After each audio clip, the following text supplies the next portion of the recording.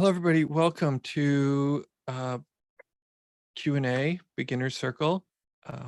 My name is Daniel, and this is TAM Integration. We're super glad that you're here.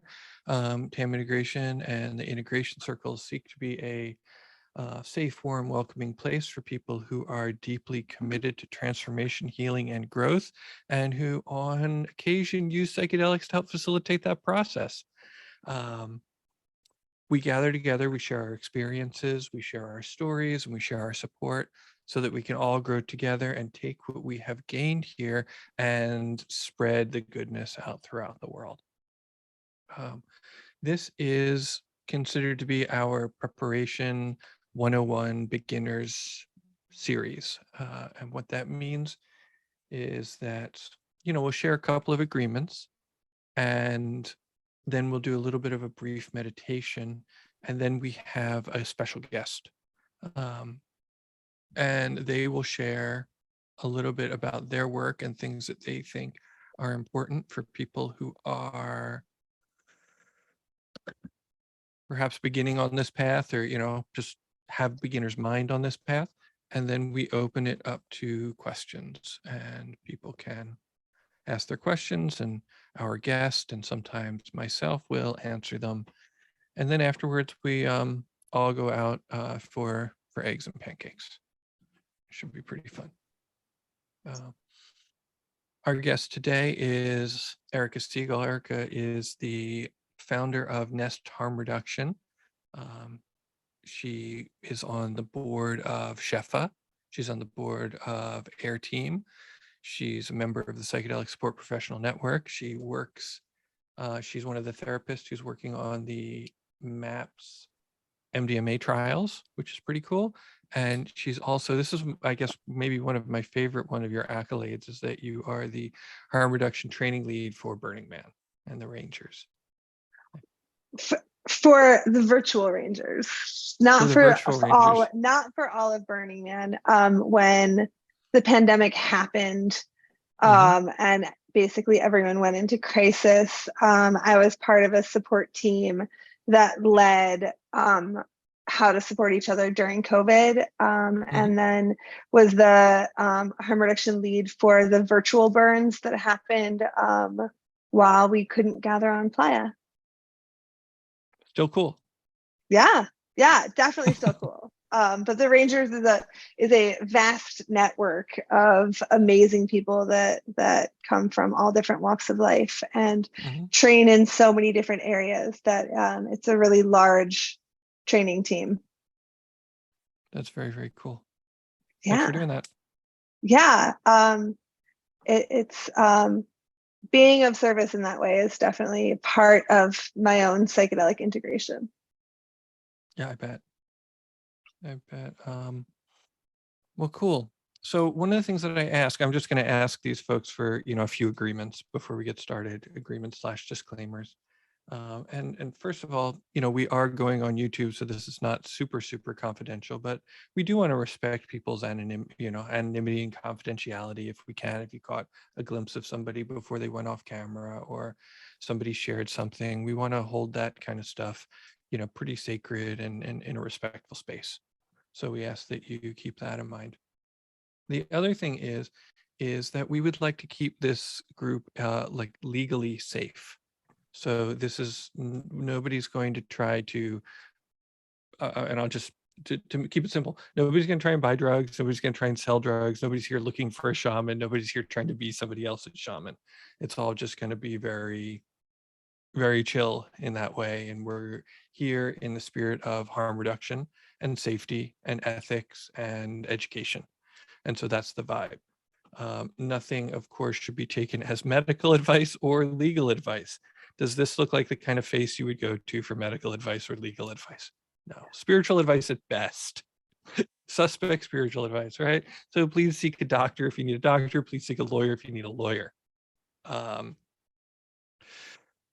Totally suspicious. Yeah. I also ask that, I said that we're just generally going to be respectful. You can throw, you can ask some hard questions of Erica, but let's not badger her or anything like that. just, in the spirit of learning, enthused, enjoyable learning. Makes sense? Eric, do you think I left anything out? No, not that I can think of.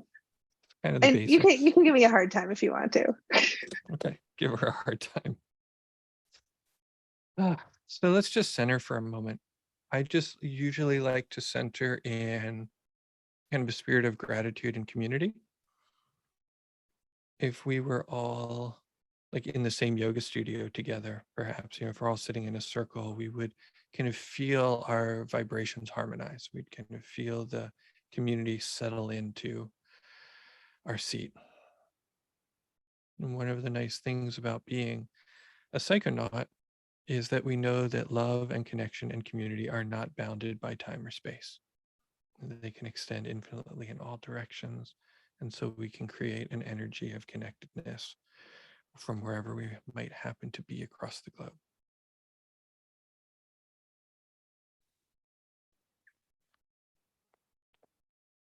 And so I just want you to know that I appreciate you all being here.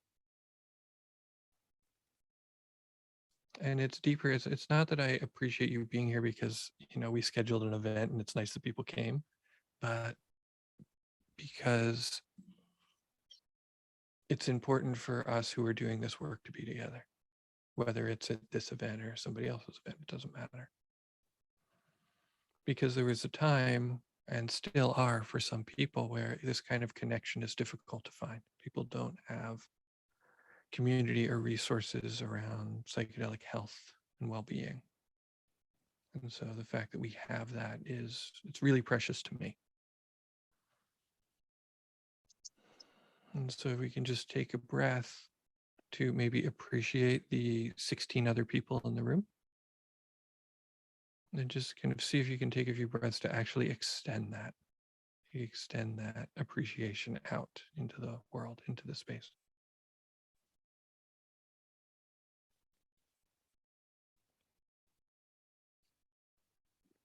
And then at the same time, recognize that there are 17 other people who are extending that appreciation and gratitude to you. And so just let that in.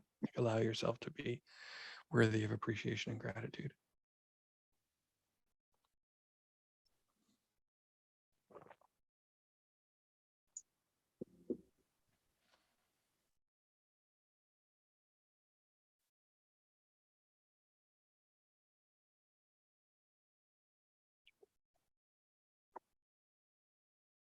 And then just consider what's important to you, why you're here, what your intention is, what you hope to gain or what you hope to offer.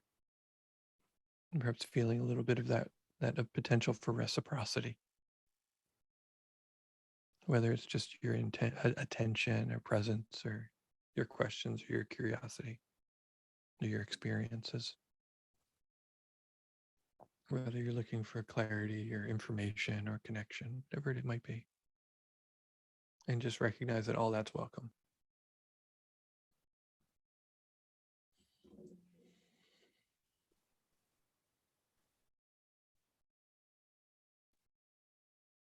And just a few more breaths like this.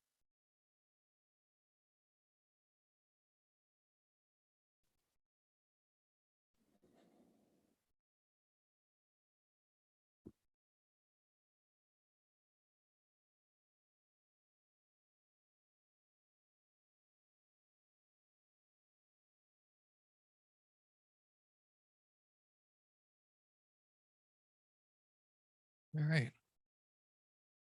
Cool. Welcome back. Erica, thanks for being here. Thanks for having me. Yeah. I am just curious, what's top of mind today? Oh, goodness.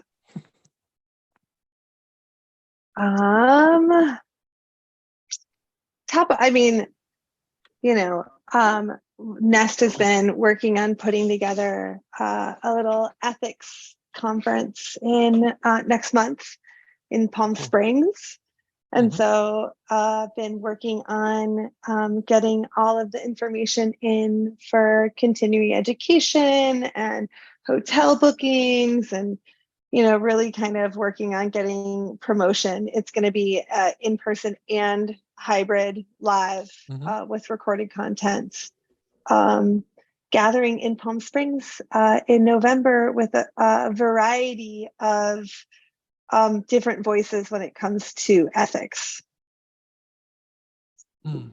Nice. And why was it important to you that we have a conference that just has this focus? I think it's a topic that is being significantly left out of other conferences, other psychedelic conferences. I think that it is not the sexiest of topics, or the most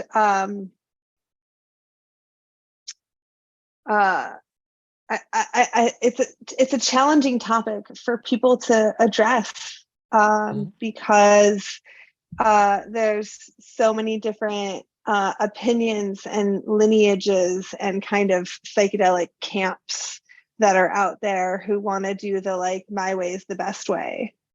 And so I think it's important to not only get people who are aligned and care about this topic, care about ethics and altered states, together to start planning and maybe drafting some documents and some guidelines and protocols.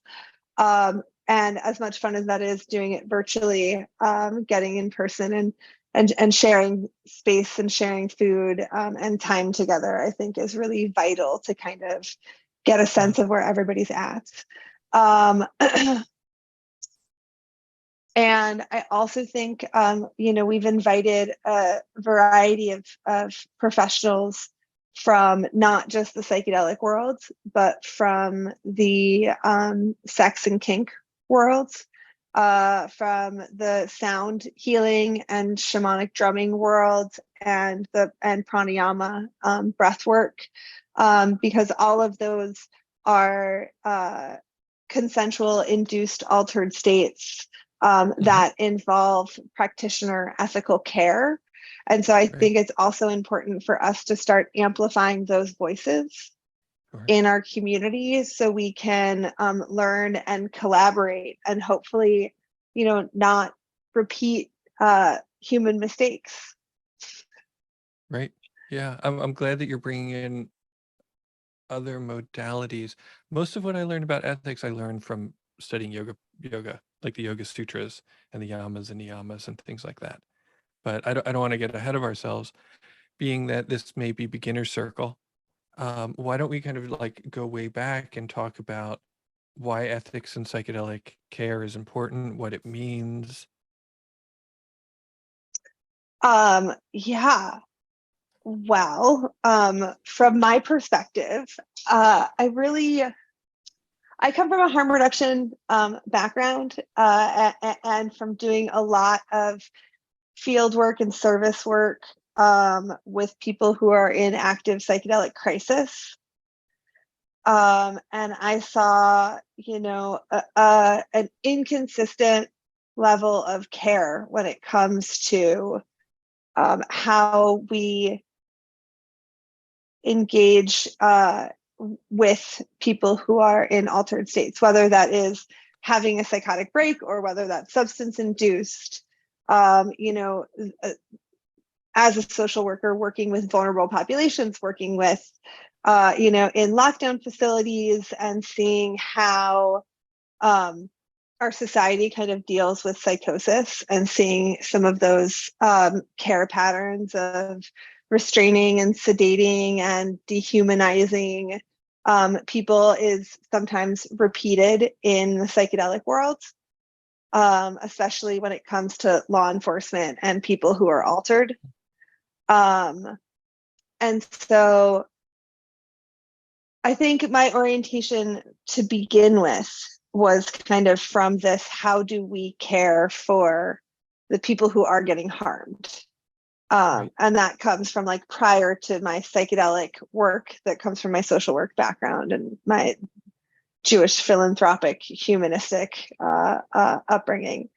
And so really bringing back to then not only seeing how people are being harmed and handled in traumatic ways at music festivals and events, but then hearing how people are being harmed in Indigenous ceremonies, in medicine ceremonies, all the way through, the harms of things that can occur and have occurred in medical research.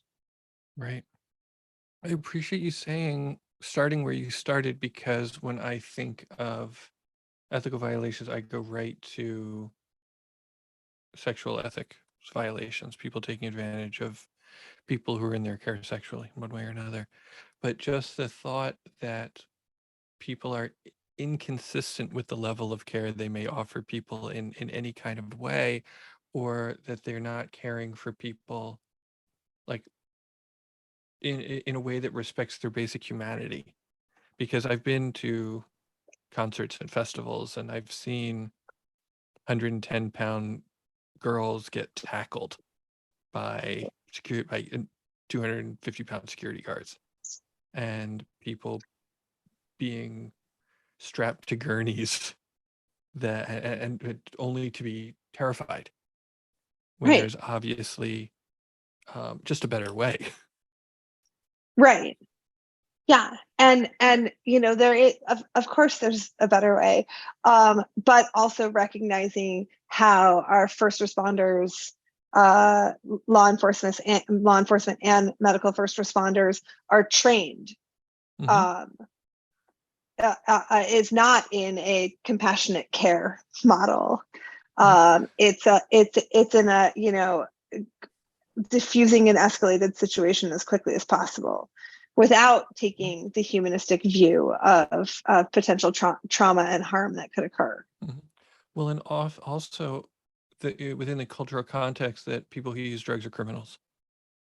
Right. And so just the need to care for those people is somehow lessened because of their social status. Right. And that is, that's really like the basis of the harm reduction movement. If you read about the history of the harm reduction movement and its emergence basically in New York City during the AIDS crisis, and how there were public health signs in ERs and morgues that were coming in for years, but the opinion was, they're drug users, we're not going to track any of their data. And it escalated the AIDS crisis and resulted in the loss of thousands of unnecessary lives. Right. And so, we're looking at that, and then we can apply that same thing of how the projected image of substance users as criminal has negatively impact public health outcomes. Yeah, which is a problem for everybody. Right. Right. It's interesting. Again, if the people who are here today probably have sort of a more expanded view about interconnectivity, but it doesn't take all that much heart to recognize that we're all connected. Right. And that we all can have compassion and empathy when it comes to human suffering. Yeah. Ours or what we're witnessing. Almost, I just get this quick visual in my head of, some of the things that I see now is,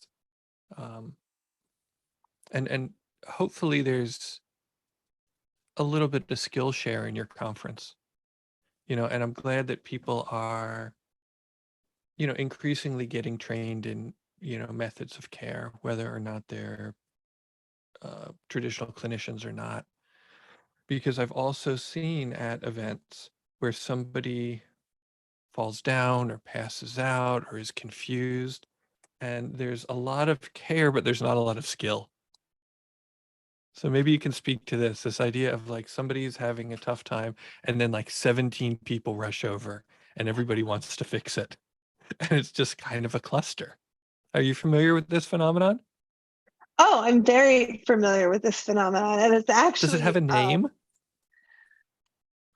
it's like bystander stupidity. I mean, it's like Mhm. it's a trauma response, right? Right. It's our own trauma response of seeing an emergency and wanting to react, and like everybody, unless you're kind of trained to be in those situations, then what ends up happening is everybody's nervous system gets dysregulated, and everybody like crowds around, and they don't even realize that they're causing harm. And so one of the beautiful things that we do at Nest when we train our team to create safe spaces at festivals and events is really kind of engage in a meditation practice of shifting into the identity of a care provider, and being aware of your own emotional regulation and the things that you need, and really bringing that to the forefront of the care that we provide. Keeps the energy of our teams like really vibey, especially when there is an emergency situation. And so I think that it's one of the things I actually used to love about Israel, and the time that I spent there as an adolescent and a teenager and growing up. Everybody there over the age of 18 is trained by the military to know exactly what to do in case of emergency. There's much less, if there is a bombing, if there is an earthquake or a fire, it's like every single adult in that country has been trained in exactly what they're supposed to do in case of emergency. And it makes incidents like that so much less chaotic than they are here in the United States, or here like in other countries where they don't have such a militaristically trained populace. Right. That's really, really interesting. And it makes me think of just maybe psychedelic elderhood in some ways, because, and Sandra has heard me complain about this to no end. When I was a kid, I started smoking pot and eating acid as a teenager, young teenager, and there were big kids. And even when I went to college, there were big kids. There, like the elders, they might have been like 27, but I was 18 and 19, and these were kids who also had big kids tell them, no, don't do that. And then if you get on Grateful Dead lot, then there's real elders who will tell you not to do, like, don't do that, be careful there, be careful, and it was either, how to hold onto your hat in the middle of a crazy trip, or just how to stay safe when you're doing things that are illegal. And there seems to be a real lack of that so far in the psychedelic renaissance, as you see an influx of well-to-do tech people who are very, very smart and not particularly humble. And you can't tell them anything. You can't say, hey, you should be careful. And they're like, oh man, you just gotta like trust the universe. It's like, kind of, I guess. You know what I mean? Right. And then go with that, would you? Yeah. I mean, I find it, there's a huge lack of crossover training and safety protocol between the psychedelic elders and the medical researchers, because the people who went to med school or got master's degrees or anything else probably didn't have an extended period of time of psychedelic exploration. They were in school. They were doing the school thing. And so you get this, which is why you should find, therapists and practitioners who are like also deadheads and fish heads, because like there's something about having the long-term exposure to psychedelic community, whether you're engaged in practice or not, which is quite funny. Both my dentist and my chiropractor I met in deadlock, like but like, you know, finding the people that resonate with you, but also being able to recognize that, like, you know, we're only one pie slice of how practitioners do things, how people are going to engage in psychedelic use. You know, like a medicalized setting is not the right setting for a lot of people out there. They want to be in nature. They want to be in community. They want to engage in healing circles, or being able to do one-on-one work with their partners. And there's not like that won't exist in the medical model, although there is research going on. There are a few like group CAP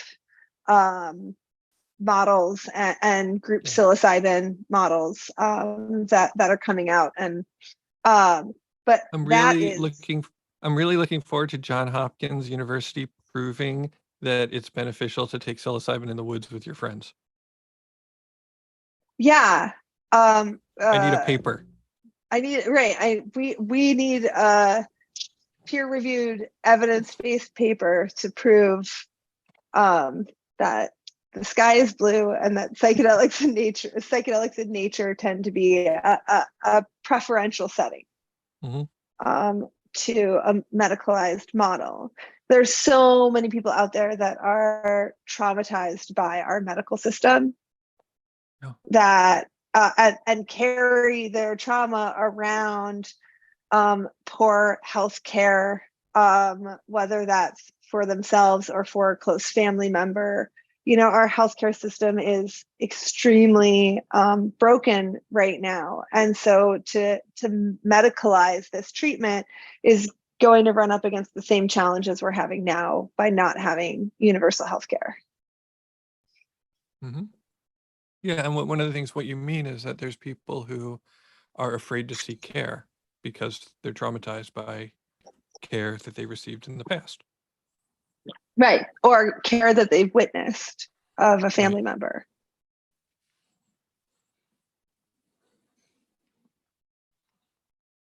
What is something that people here, assuming that, you know, we've got some newbies perhaps,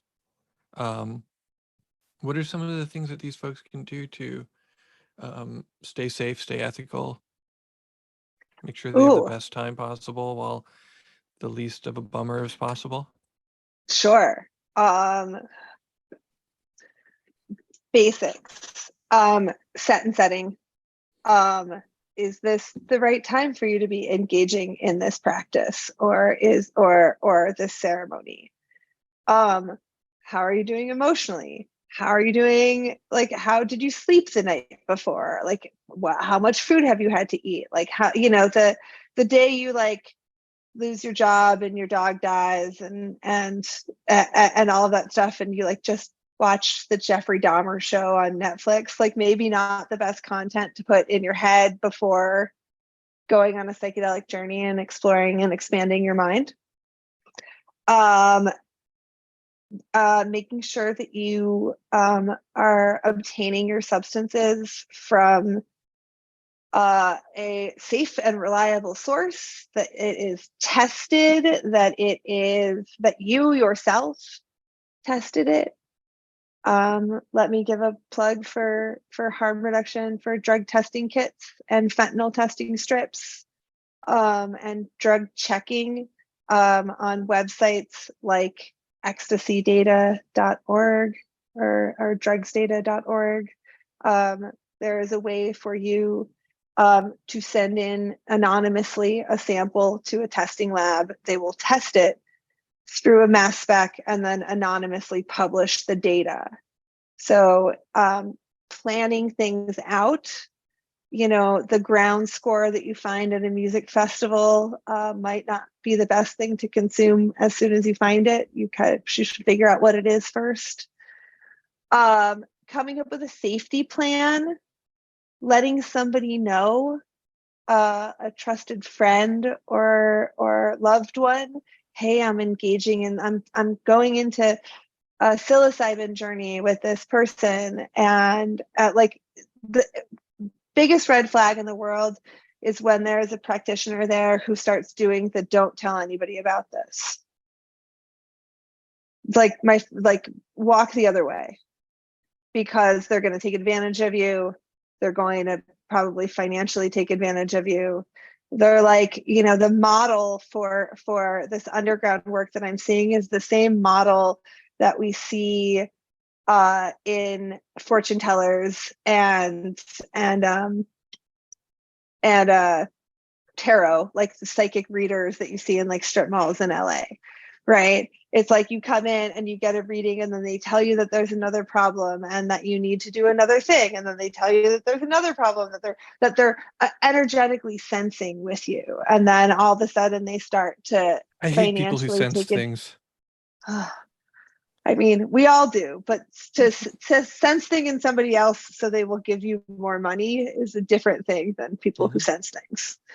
And so I think that that's kind of, you know, it's somebody who's like, hey, you know, I want to make sure that like after we work together, that you have a support person at home. Do you have someone that you can tell that you're engaging in this work? Because if you're going to have a big emotional or psychological shift from one of these events, like the people in your life are going to want to know. And so making sure that you're communicating with your support team, that you're starting to engage in this practice, especially if you start to present with negative side effects that can occur depending on substance, that it will be easier to, you'll have a friend that's like, hey, I've noticed that you've been acting weird. Hey, I've noticed that you've been sleeping less, and like actually bring it into awareness. So I think like community communication is really important. Drug checking, you know, making sure that the practitioner that you're working with, whether that's a licensed therapist or an unlicensed practitioner or an indigenous person from like a shamanic lineage, is somebody who you feel like you could trust, somebody that you can feel like you could say no to, somebody that goes over informed consent of whether or not they're going to touch you, who else is going to be there. There's like a whole bunch of safety questions that you should be asking if you're going to be working one-on-one with somebody in the underground or one-on-one with somebody above ground. One rule of thumb that I like, that I tell people a lot, is if you don't feel like this person could be of service to you, if you don't think they can help you without a molecule, then why do you think they can help you with a molecule? Right? Then they're just sort of like a glorified dealer. Like the person you're working with should have a certain amount of like gravitas and capacity that transcends the molecule. And yeah. I've had a lot of people be like, oh, okay, yeah, that, okay. Right. Or this is just like a, you know, egomaniac tech shaman bro. That's been like, I've been eating mushrooms for 2 years and now I'm facilitating, and is like kind of in that, you know, there's that thing where you like first you know nothing, and then you get a little bit of knowledge and you think you know everything, and then you're like ideally drop back into the oh my god I know nothing until you like slowly float into like where your mastery level is. I feel like the psychedelic industry is just on that like first like I know everything's going to be great, we're going to save the world, and I created the universe last week and destroyed it all at once in my brain. And so, you know, there's a great article over a decade ago that was about 5-MeO that was called Practicing Death. And like the ego death, the purposefully induced ego death experience, and how jarring that can be, and how it needs to be held in reverence, and how it is a very deep and challenging practice to go through, and involves a lot of preparation and a lot of integration support, at least for the first dozen times. Yeah, I mean, it's and definitely nice. Yeah. I was just gonna say, it's definitely nice if the practitioner also offers aftercare. You know, is this somebody who's just like traveling from town to town, or is this somebody that you can actually build a relationship with over time? Right. And that's different. I mean, there are really amazing lineages and practitioners that are traveling, you know, through all over the world. Some very, you know, well-known leaders, and some of them, you know, their mission is to spread the medicine. Yes. Their mission isn't to do one-on-one work with you.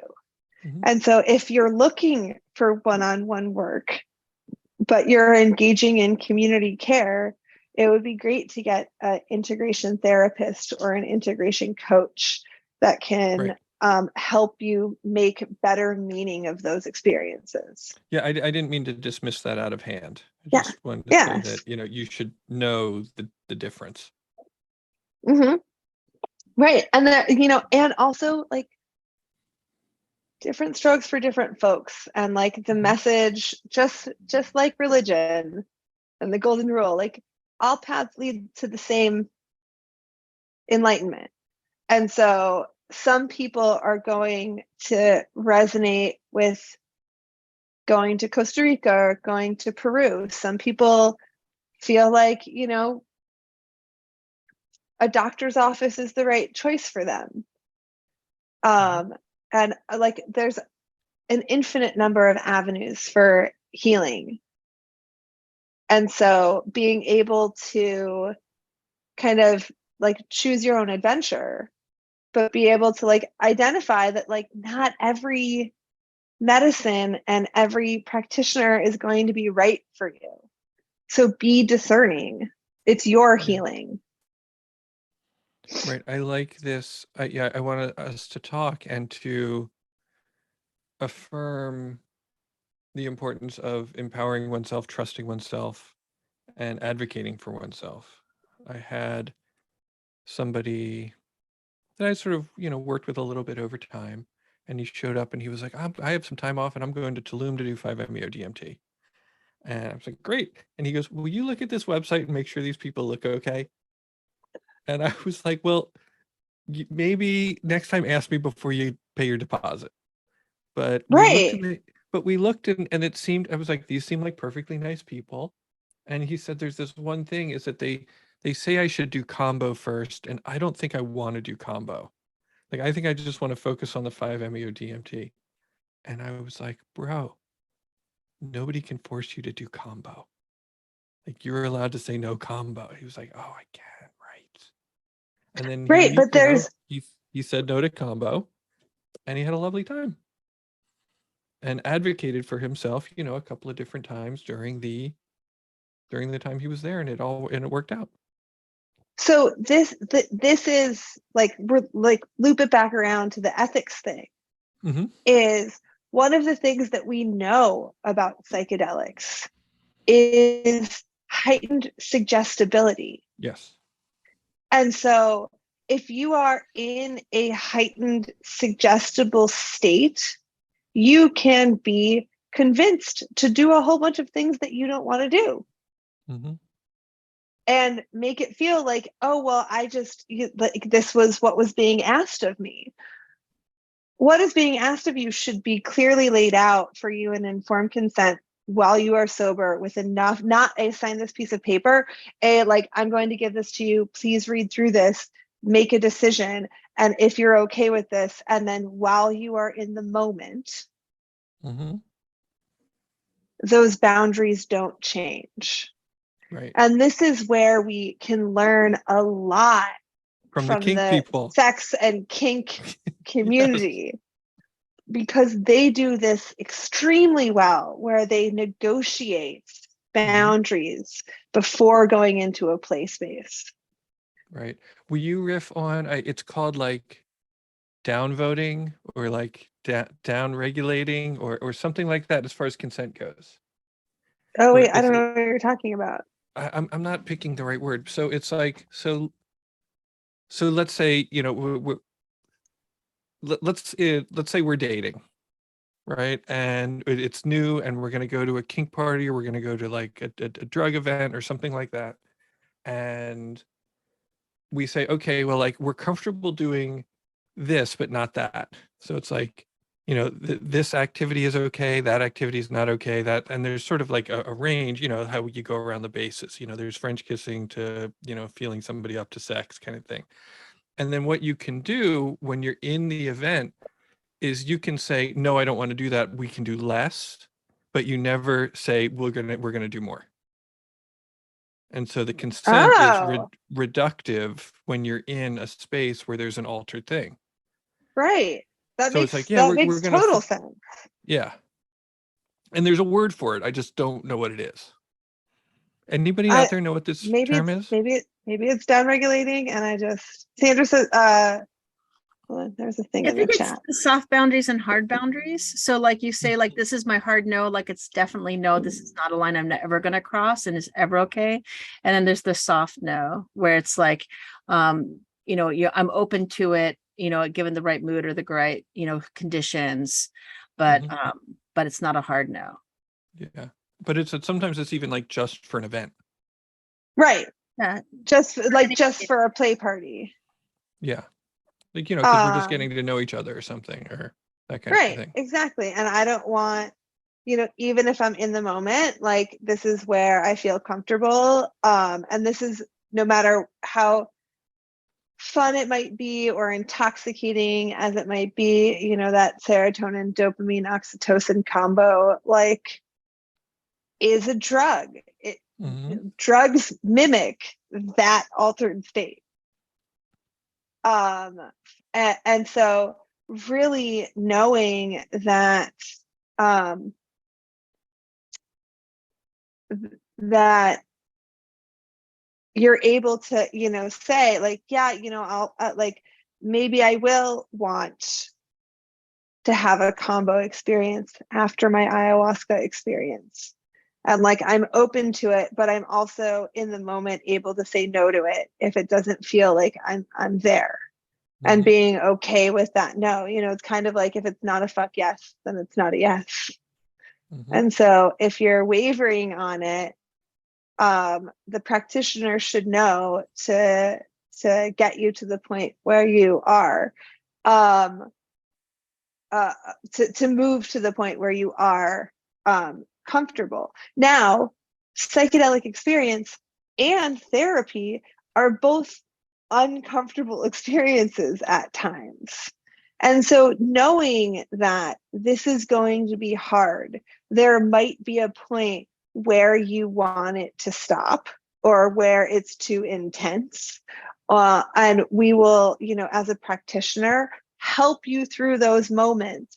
And if for some reason, you like, nope, I want to hit the eject button, I want to hit the eject button, I want to hit the eject button, like the eject button is available. You know, there are benzos available, there are other things that practitioners use in the medical setting and in the recreational setting, but also knowing that those are options available to you, but also knowing like how comfortable or uncomfortable you're willing to get in those situations.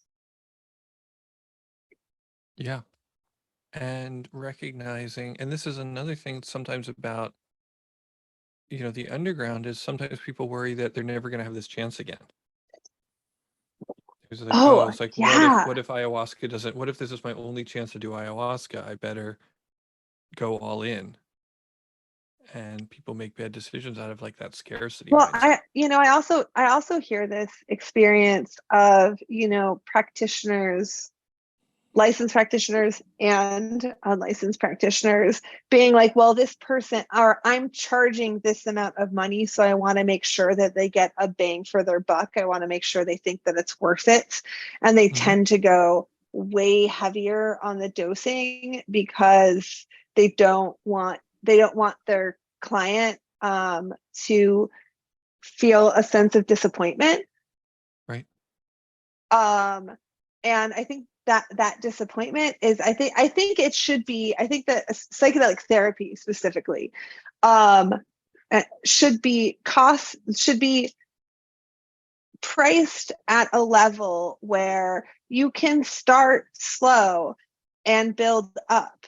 These $1,000 a service charges that people are charging is like, people are like, well, I can only afford 3, so I want to like get it out quickly, instead of saying, well, this is something that we might want to work on for 6 months. So what would it look like if we spaced out the treatment and did some talk therapy in between to like make it more cost affordable? But that's not what most of the models are working with right now.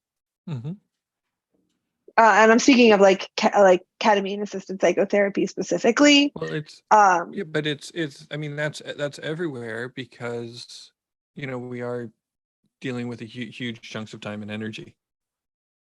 Right. So there's not an easy answer there. Right. But also there's not a lot of practitioners in the psychedelic space that want to do long-term work.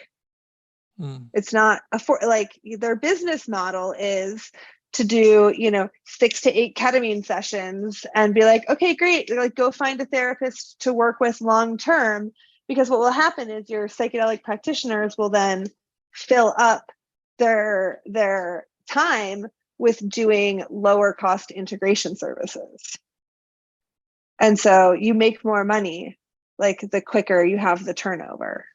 Yeah. And so it depends where your motivation as a practitioner is.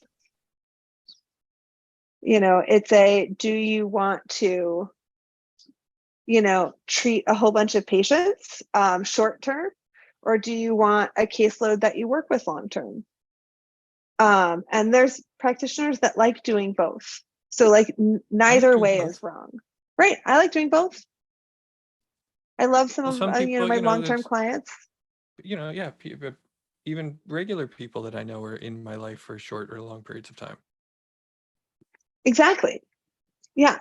And so it's different business models. And the thing that concerns me is the cost of services, or the amplified cost of services that I'm hearing about in the underground. Yeah, that is what's to be done about that? I think it's the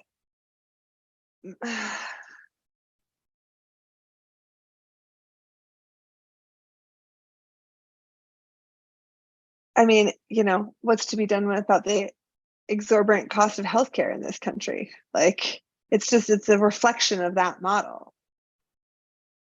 And so, it would be great. My solution is, people, doing community circles, doing integration circles. Like, this is a way for people to get their community connection, get their psychedelic education and things like this in a like lower cost community-based model. And hopefully, we'll be able to hope there will be practitioners out there that say, I don't need to be making $1 million a year, or I don't need to be, like nobody's in danger. None of these people you're talking about, I think, are in danger of making $1 million a year. Right. But and we might be getting, this might be a different conversation. We might be getting into the weeds a little. Right. No. But also, it's this cost value thing. There are consumers that are going to want to pay $6,000 for a week-long ayahuasca retreat. And there are people that are going to want to pay, a $300 for a local weekend. Mhm. But maybe I'm skewed because I live in LA and I hear these crazy LA stories about how much people are charging, and it's just mind-boggling to me. See, I have a lot of care and I've just been sort of a healing artist for 20 years, and I've certainly been much closer to broke much more often than I've been close to a millionaire. And Oh yeah. so, I'm concerned that the healers aren't actually taking care of themselves. Like I worry about burning out healers quick. burning out and not getting paid enough, and having trouble paying their taxes and having trouble paying for healthcare. And I think it's more of an expression of capitalism to expect your healer to work for free than for your healer to charge you something that's going to enable them to eat. Right. To have And sort that's of like an actually, that's entitlement. right. Cultural differences is because like I've clients that have reported to me, practitioners that are doing oh, come work with me one-on-one and blah blah blah, and charging like $4,000 a month retainers to multiple people, and people just like raking in 30-40 grand a month in like coaching, and not providing quality service to people. And so I see like this on one end, especially in LA, and then the other end is people expecting you to provide service for free. And then people, I talk to, because I coach and I talk to folks, and I also talk to like budding coaches who are afraid, who are panicked to charge $75 an hour. Really? And yeah.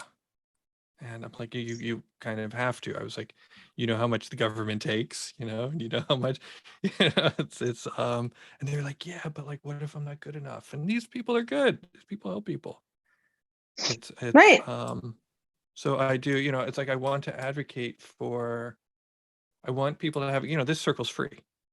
It's like we have we have like 10 free circles a month because I care. There's other services that cost money, but I want people to have access to care, but I also want practitioners to have access to their own self-worth. Yeah.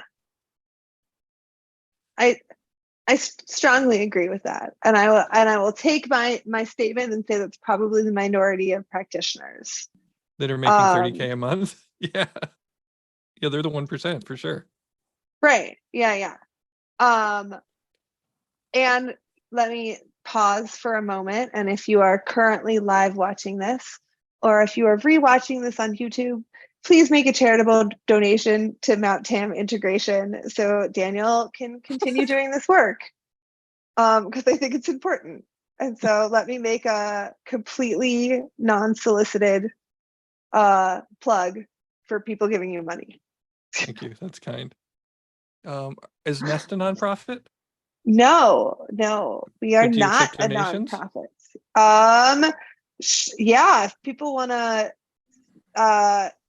PayPal or Venmo at Nest Harm Reduction, you're welcome to do that. We take all of the money that we get from tips or donations or things like that, and use it to buy more like snacks and supplies and condoms and earplugs and just kind of the cost of when we do outreach services.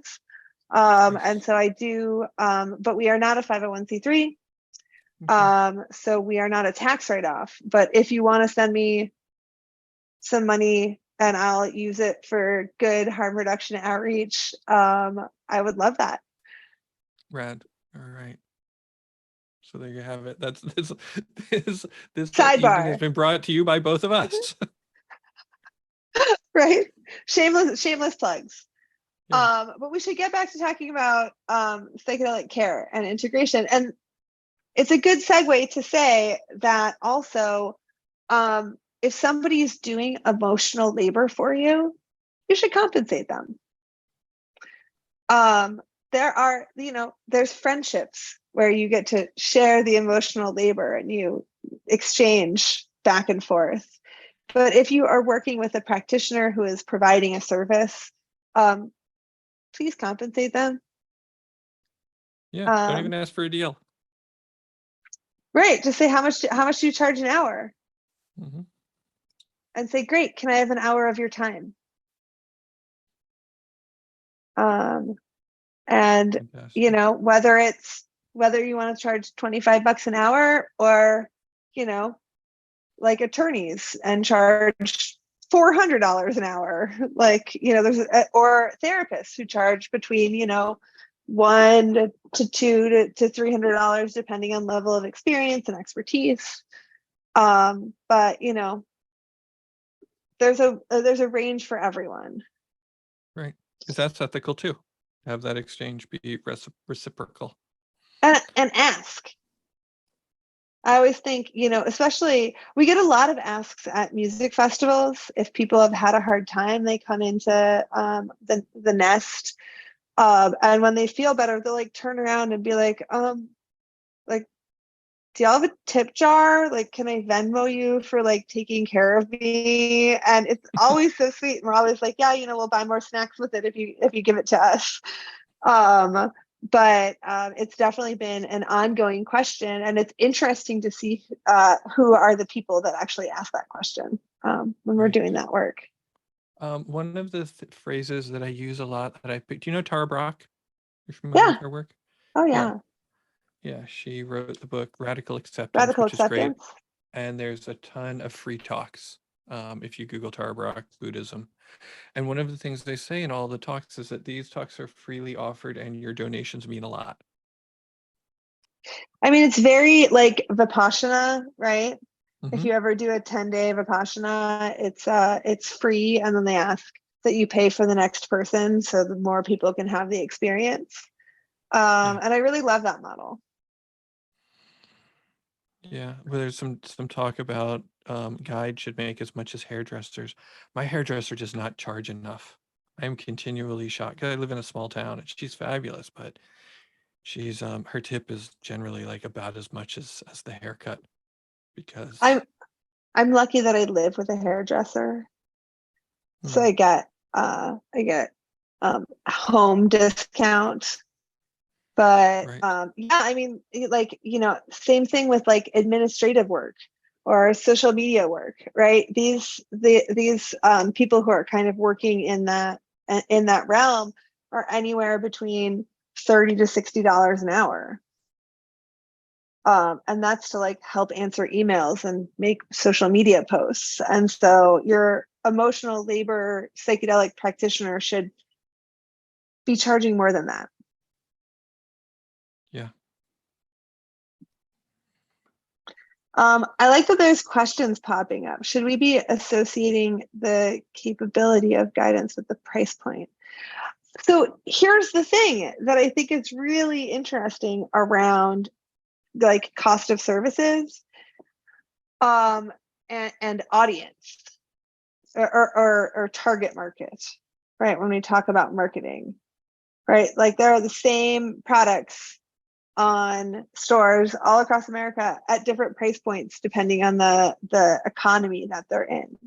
So obviously people here in Los Angeles are probably paying a lot more for their bougie ass ceremony things than would ever be effective or attractive to people in rural upstate New York or North Carolina or Austin, Texas, right? There's all these different price points. And so I wouldn't correlate it with the experience, because I think there are phenomenal practitioners out there who are undercharging. And I think that there are shit practitioners out there who are charging way too much. And so again, I think it's about safety and resonance and communication. And is this the person that you want to learn from? Is this the person that should be your teacher? And I mean, in transparency, so some transparency. My rates went up when I had a baby. You had another mouth to feed. Yeah, it's just sometimes that's the way it is. It's that, and if somebody doesn't want to pay, I'll do something. Like I'll play with my kid. You know, I work from home. If I'm not on a call, I can't. Like I got trucks.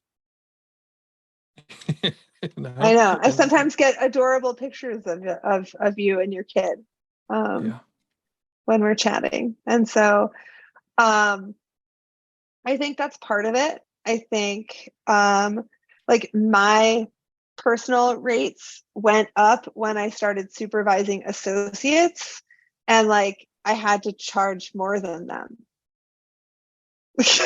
Like, because there's a base charge that they charge and I pay them out at that makes sense for my business. And me, as the owner of the business, like my rates went up when I hired people who could be of service at a lower price point.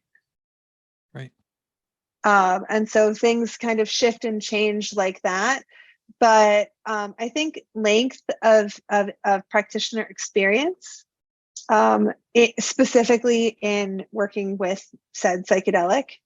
I also think that a good question to ask a practitioner is, are you receiving some sort of like professional supervision or support over the work that you're doing? Because people who are working alone without any supervision or support or practitioner community, their ideas of what is okay become warped over time just because of isolation. Right.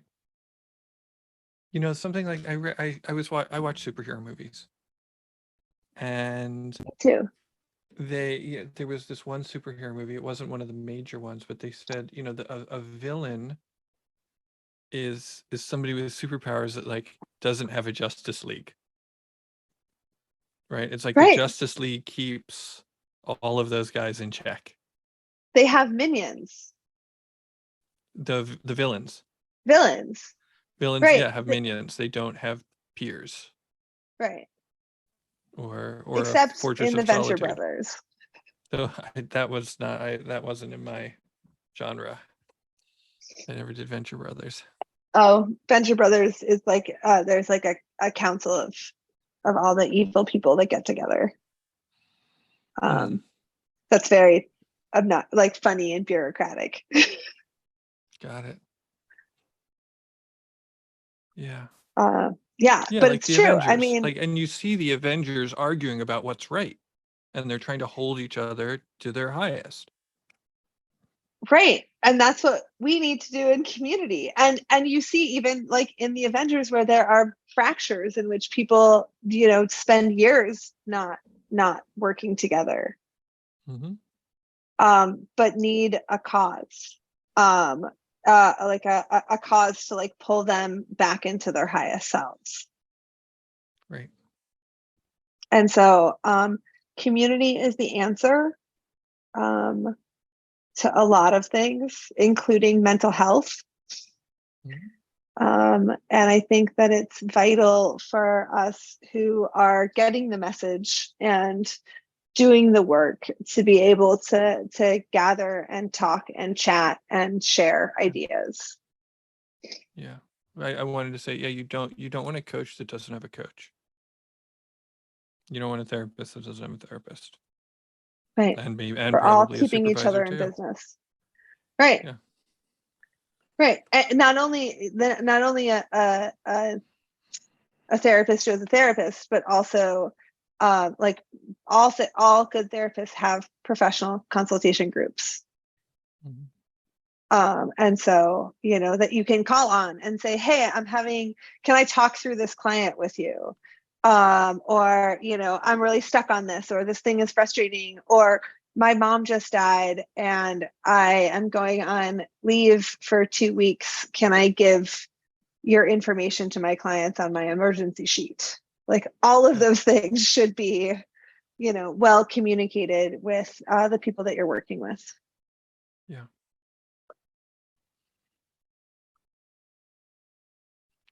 How are we Yeah, doing on time? my guy's out of the country, and I need him. It's a thing. How we You do? can We're always good on. good. Let's see if there's questions from the audience. We've been chatting in the side, but if anybody has like specific questions, we use the QA function, assuming that we have it. Do we have yeah, well, let's put questions in the chat now. There is a question way back here. Is Bilal still on? The psychedelics as a form of placebo effect. Can you tap in? What do you mean by that?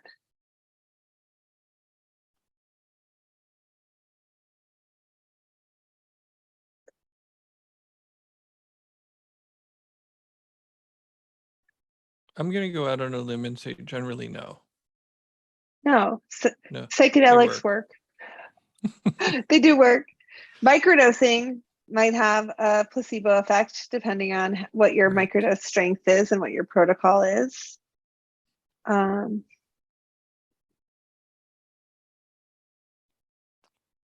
we'll just go out on a limb and say no. Miriam, I like this. You know, on the topic of charging for services, you have to put a value on what you bring to others, and that action that makes client value your services at too. So free is perceived as not having much value, even if it may not be true. And the price is kind of about the value. I agree.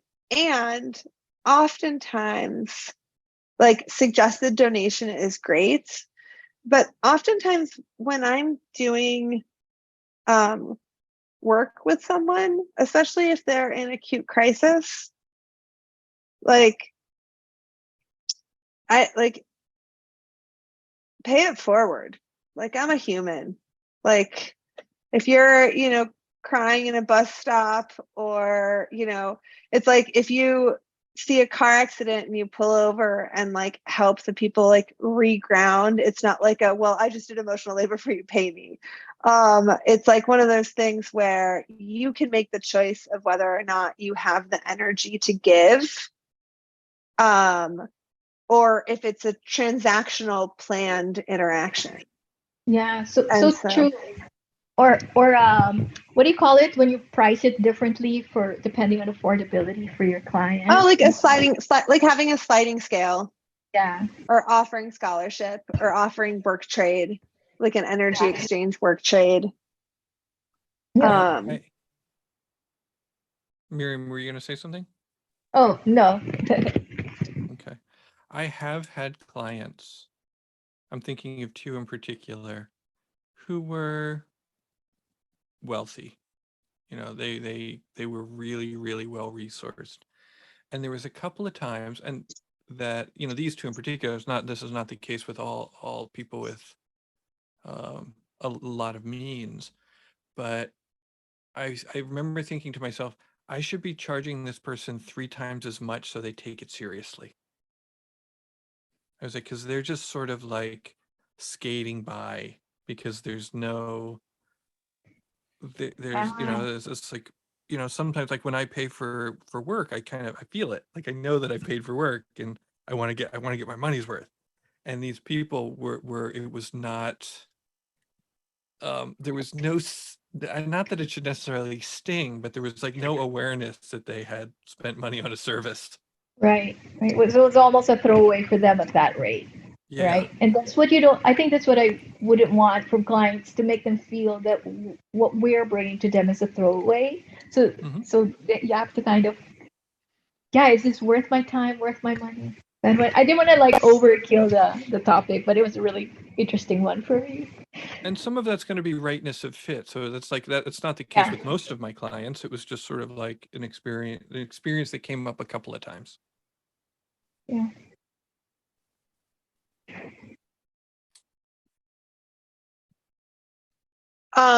There's this question in the chat: given the new expansion of the psychedelic renaissance and the rise of tech bro shamans, how can we as a community ethically help the inevitable descent into knowing nothing? while simultaneously promoting those who have been on the journey and doing the work in a safe, sane, consensual way. The best answer I've come up for this one is to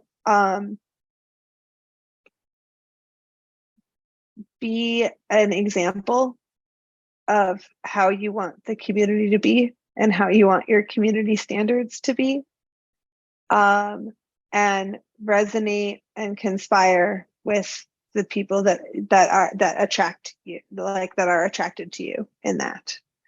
And so, you know, standing around yelling at everybody saying that they're doing it wrong isn't going to lead to positive change. Like, go out and make the change, you know, go out and educate your friends, go out and you know, promote people on to avenues of healing, and then embody your own healing and like be that example of somebody who's working through it safely and sanely and promoting consent and ethics. Like the more people we get talking about it, the safer the community will get, the more we'll be able to start you know, having more ethical practitioners out there. I think there's a lot of people that are really well-meaning that need some training in the guidelines around ethical care. So come to our conference in November and learn about it with me. Right, and if you type in coupon code MountTam22, you get a discount. You do, yes.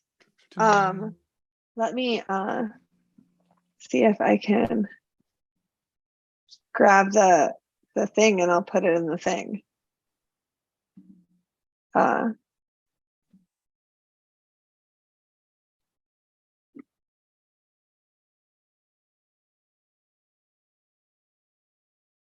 Let me get you the sign in. Hold on, or the link to it.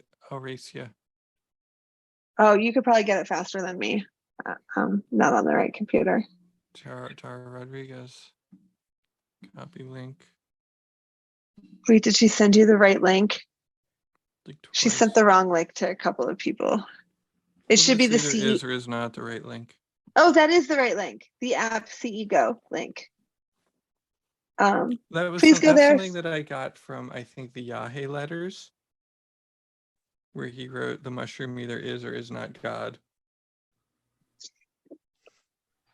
And so I just really I just think that's one of the most logical things I've ever heard in my life. That either is or is not the right link. Yeah, it is. That is the right link. Please go there. Please share it with your friends. Buy a virtual pass and watch it later if you're not available, or come like hang out poolside with us in Palm Springs for 2 days. That also is great.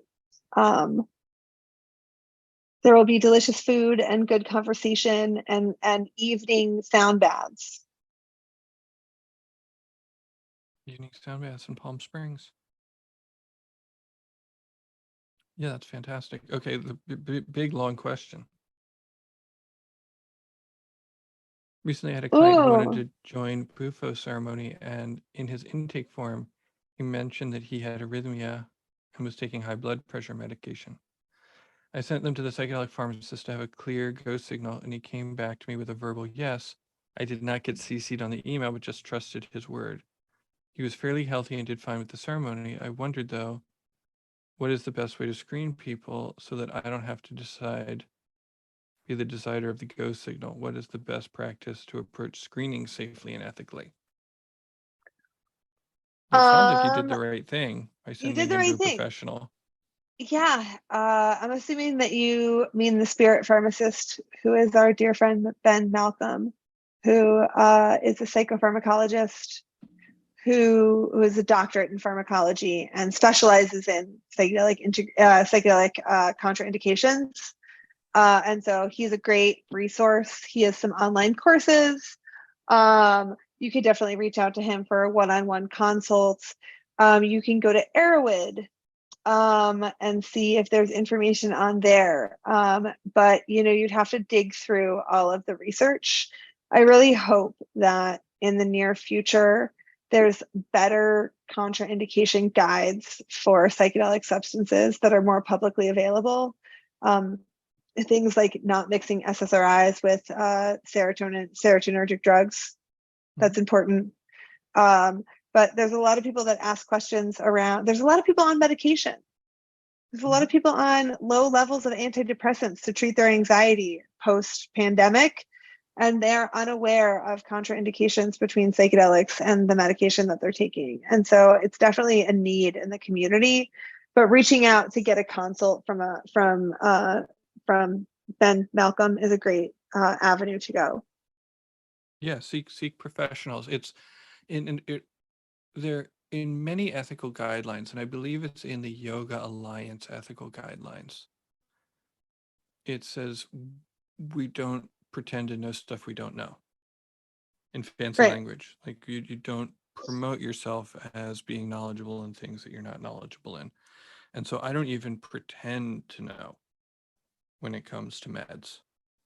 I'm not, it's not, I don't just Google and I'm like, oh, like it seems like it's probably cool.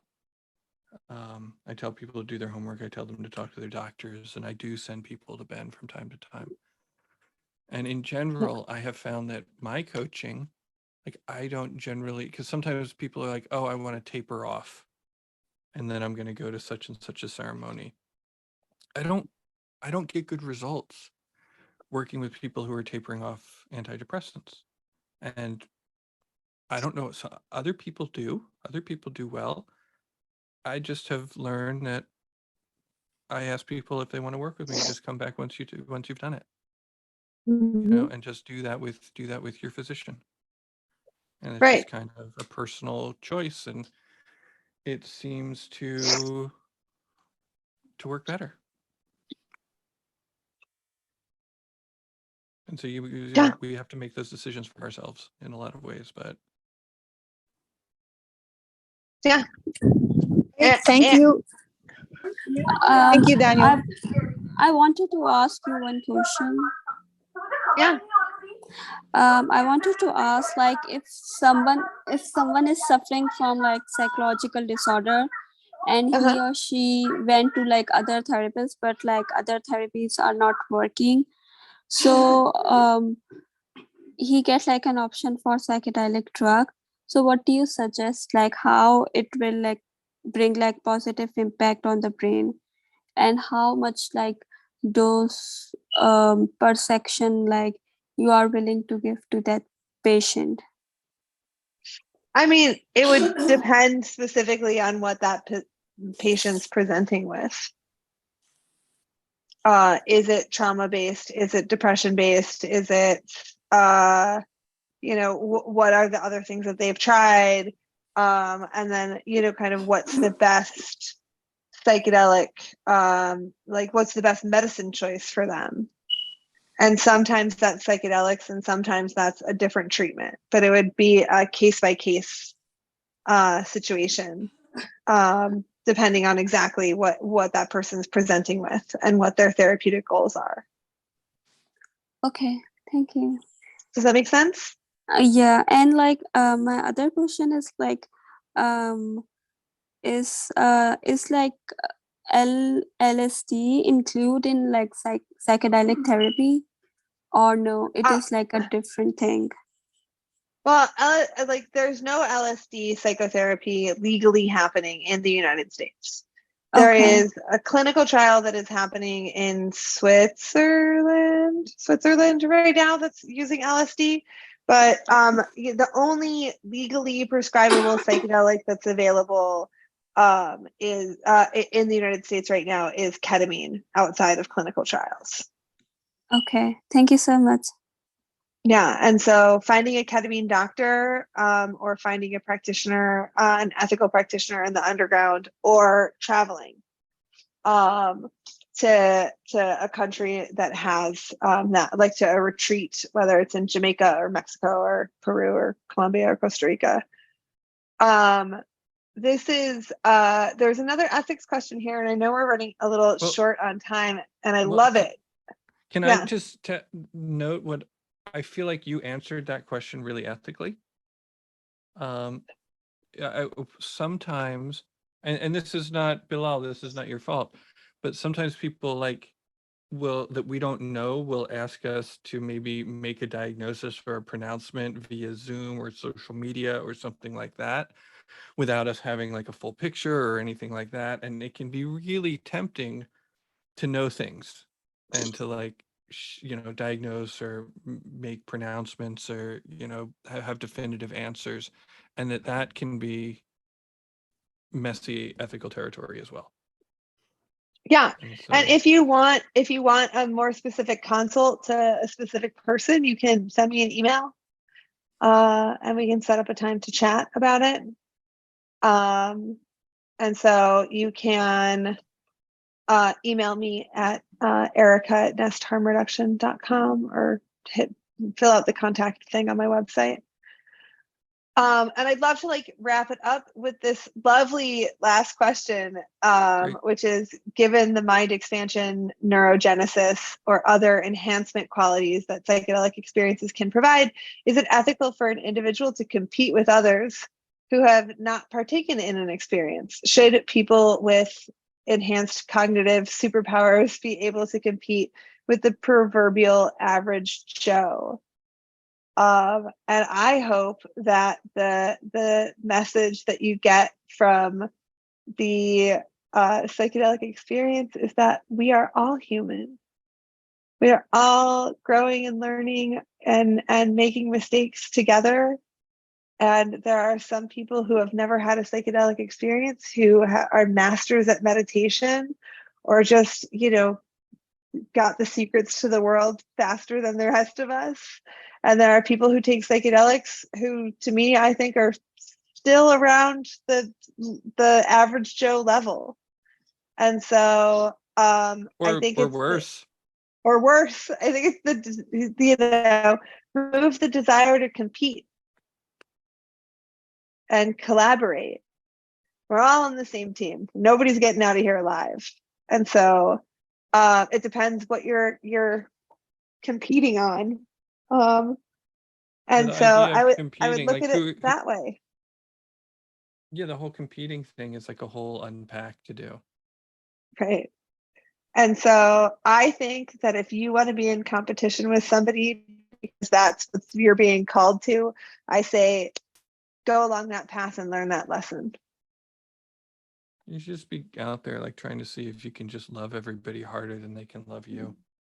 See if you can win that one. Report back.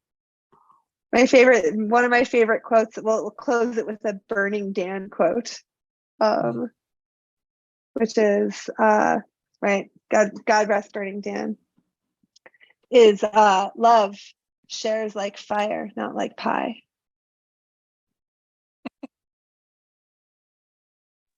Nice. The more you love, the more it's there. So thank you guys so much for letting me pop in on your integration call. Yeah, thank you for being here. I hope you have an amazing conference. I want to hear all about it. I can't wait to watch the videos. And I'll talk to you soon. Yeah, I'm sure I'll talk to you before the conference. People, if you want to like unmute and say bye, I love you, you're certainly welcome to do that. And then also maybe take a moment. I love you all. Hi, Erica.